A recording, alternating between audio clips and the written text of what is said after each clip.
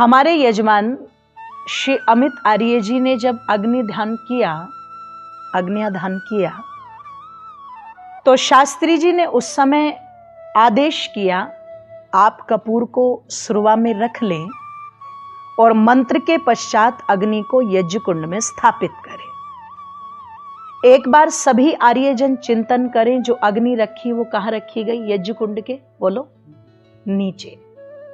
लेकिन अग्नि की जो लो उठ करके चली वो किसकी तरफ चली? ऊपर की तरफ। और हमने मंत्र वहां पर बोल दिया, उद्बुद्धे स्वाग्ने। उद्बुद्ध के माने उद्बुद्ध होकर के जो ऊपर की ओर चली है। तो जिस प्रकार से ये जलती हुई अग्नि कहा भी उसे जाता है, अग्नि अग्रणी भवती, जो आगे की तरफ लेकर के जाए। कहते हैं ना, किसी व्यक्ति के अंदर स्पिरिट होती है तो लोग क्या कहते हैं, इसमें तो आग भरी हुई है। तो आग का मतलब क्या है? अग्नि अग्रणी भवती। जीवन के अंदर जो जो चीजें आगे लेकर के जाती हैं, हम उनको अग्नि का नाम दे देते हैं। इसलिए विचार भी क्या है? अग्नि है। परमात्मा भी क्या है? अग्नि है। आत्मा भी क्या है? अग्नि है।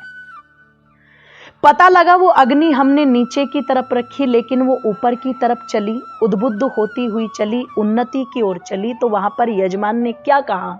परमात्मा, जैसे ये अग्नि नीचे से ऊपर की ओर चली है, वैसे मेरा जीवन भी नीचे से, बोल दो जरा। कभी किसी व्यक्ति ने कहा कि मैं अंबानी की जगह बैठ गया तो अब मैं नीचे की ओर चलूं? ये तो नहीं कहा ना किसी ने।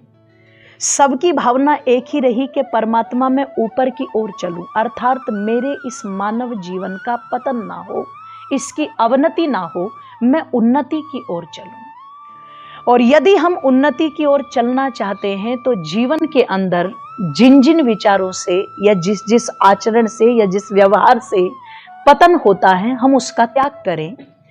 महर्षि मनु ने मानव जीवन के पतन के 4 कारण बताए हैं। आइए मैं संक्षेप में उनकी चर्चा करती हूं।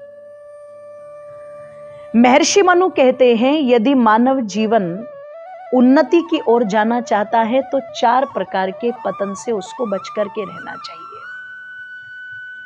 कहा कि सर्वप्रथम किन व्यक्तियों का पतन होता है? तो कहा, जो व्यक्ति परमात्मा की व्यवस्था से, परमात्मा के संविधान से या परमात्मा के नियम से जुड़ करके नहीं चलता, वह व्यक्ति पतन को प्राप्त हो जाता है। अर्थात जो वेदों का स्वाध्याय न करे, वेदों की आज्ञा का पालन न करे और वेदों के अनुसार अपने जीवन को व्यतीत करके न चले, वह व्यक्ति निश्चित ही पतन को प्राप्त हो जाता है।